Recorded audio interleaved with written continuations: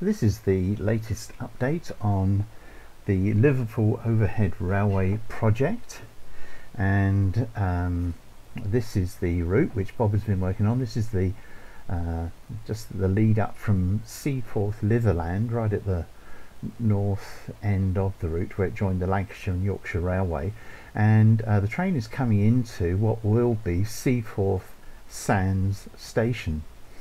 And Bob has been working really hard to get this route precisely correct, and it's now very close indeed to what it should be. And if I just turn off the where are we, the show junction overlays, there we are. So here's a train, one of the trains which I've now modelled of the Liverpool Overhead Railway. This is one of the rakes of stock. You can see with the pretty obviously the name along the side there. This is the third class motor carriage number 39, and it's paired up with number 44, and there's a first class trailer in between. So third class, and first class trailer in the middle. And these are I've now completed the 6 different versions of these motor cars, or rather 3 different versions, 3 pairs of the motor cars, and 3 different versions of the trailers as well. And I've also done well, it's fairly rudimentary, but I'm not going to go any much further forward into it. The cab interior, this is better than when I was first showing it, and you can see down here I put in some very basic sort of tram type controls, and we've got the doors in and everything now, so it does actually look, so you can at least experience the cab ride. And here it is coming into the next station along. Its name escapes me, I suppose I should know, but I don't. I've just noticed there we have an errant piece of window glass sticking out the side of that trailer, so I must make sure that I correct that. So this is because we're still in the testing stage for all of these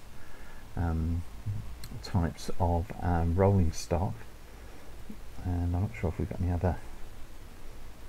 I don't know if we can switch over to another one. Here's another one at the other end, and you'll see here that this is another variant of the rolling stock. So this one is heading northwards, I think, rather than being in front of the train. Yes, and we've got our single pane of glass sticking out at right angles quite ridiculously.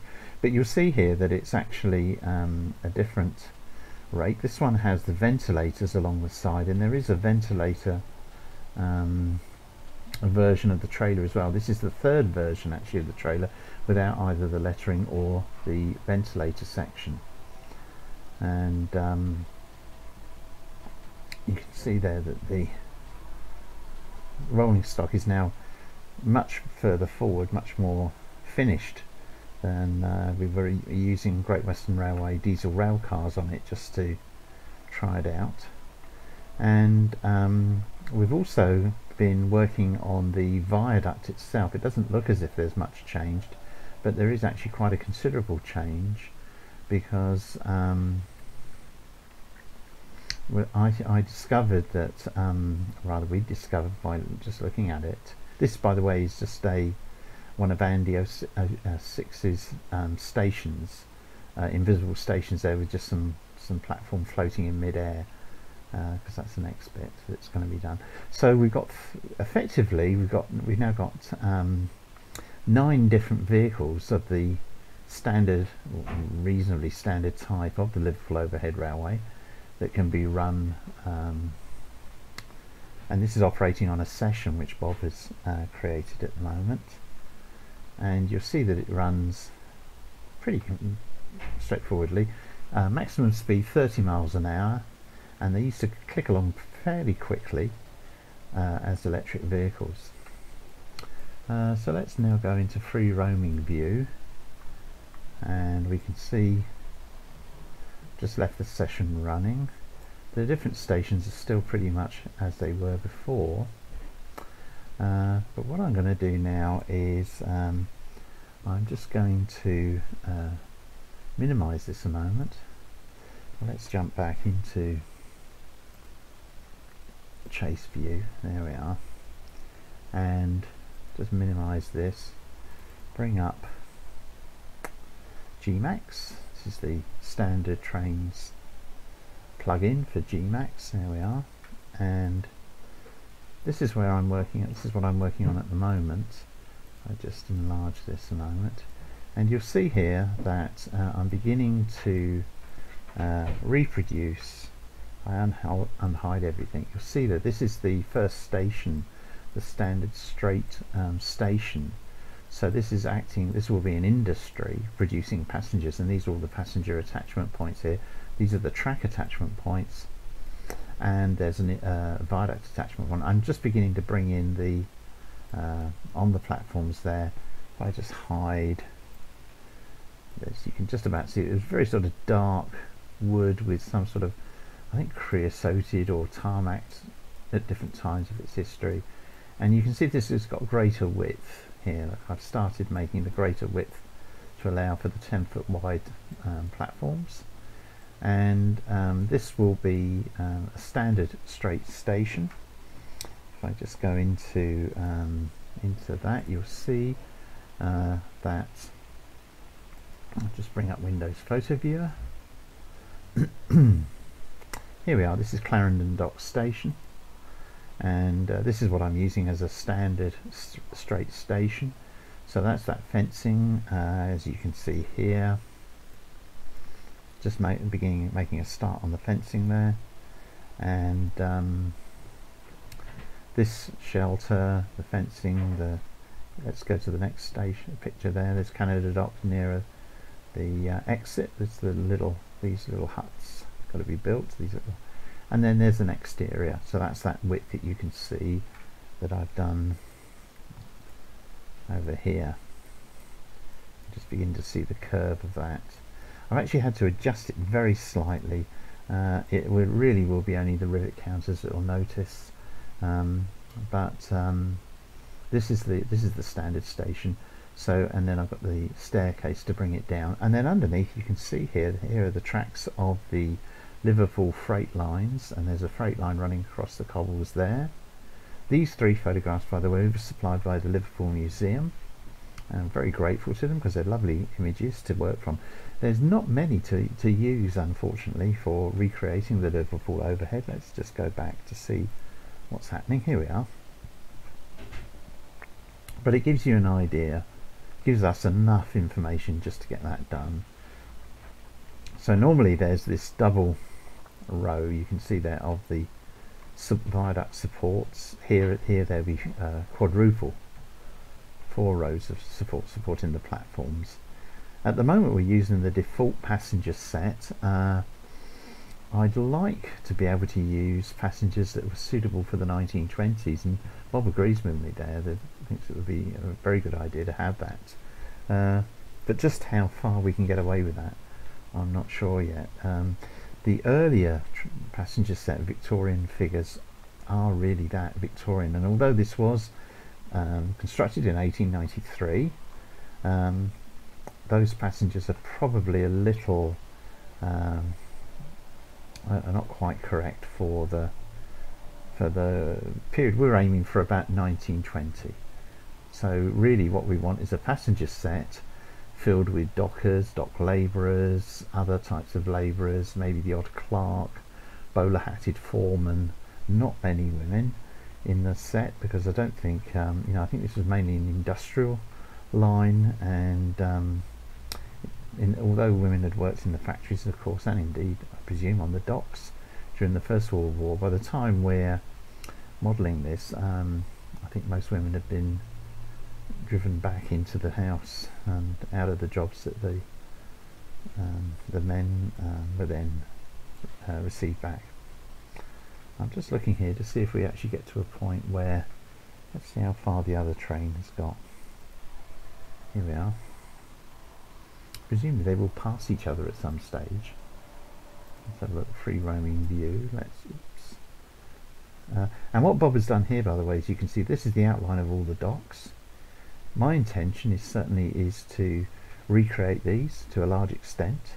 What I'd like to do is to model them as basic dock wall. Yes, the other train must be along here somewhere, mustn't it? Where are we? There it is. So they're going to join. They're going to pass each other shortly. So let's get into that one. There we are. And so my intention is to recreate all the docks. So there's lots and lots of models to do on this layout, on this route. The stations will be the first, are the first priority that I'm getting on with now. My next priority, that I must sort out that trailer. And following on from the standard straight station, I think the next thing will be a curved station for Seaforth Sands, and perhaps one for I'm sure Herculaneum will need one, but certainly there are some variants in the stations, certainly in the station buildings. I mean, Pierhead Station, which we've just gone past, I think. Yes, I think Pierhead is back over here. That was quite an ornate looking station, very elegant indeed. Well, as elegant as the Liverpool Overhead ever made it. So let's just have a look here. Just looking out from the cab. And I've not made any of these working. They're just there for show. It's just so that you can get a view along, and eventually we'll have a view of the docks and the shipping and all that jazz. Quite a lot. And I may shift the position, because obviously this centre upright amongst the windows, between the windows, it's obscuring your view a bit. So I might shift that a little bit. But here's one coming the other way. Look, woo, that's good. Oh yes, I like that. So there we are. So that's our current situation with the Liverpool Overhead Railway. Rolling stock pretty much sorted. And I'm just looking now, I'm thinking it's, yes, the wheels are going in the right direction. So there's something to rather worry you. And that's as far as we've got. So basically, if you are interested in assisting in any way, we are still looking for help for making warehouses and docks structures. So if there's anything there that you might fancy having a go at, please let us know. And if you might be interested in producing a passenger set for the 1920s, so these are all ladies I think along here, yeah, which wouldn't really be, I can't imagine them being on the Liverpool Overhead in the 1920s. So there we are, that's our latest update as of 1st of May, and so we've been quite busy getting along with it, ticking along. You'll notice now that we've got a motor, a power bogie and trailer bogies now, and although they don't look very complex, they look like just like boxes. In fact, they are quite complex. They've had quite a lot of attention paid to them for the modelling, and I think as far as accuracy goes, they're pretty good. This is the duck under. This has got a duck under the Lancashire and Yorkshire Railway, raised railway that comes into their coal chutes over here to the left. And at the moment, Bob's put it as viaduct down to the duck under, but it does become, from the viaduct, it does go on to a short embankment down and then an embankment up, and we now have the very distinctive Liverpool Overhead Railway track with sleepers for this section, just for this section. There's actually quite a subtle, well, you can see the bend there, there is really quite a bend there to take it across. There we are, you can see that sort of twisting there, and now it climbs back up, bit of a switchback, and so this bit of these low bits of viaduct be replaced. So there we are, Liverpool Overhead Railway as of 1st of May 2020. If you've enjoyed the video, please give it a thumbs up. If you have any queries, questions about the Liverpool Overhead, please please ask a question. Please leave a comment if you wish, and please subscribe to my channel. So we just come in to pick up more people. Great.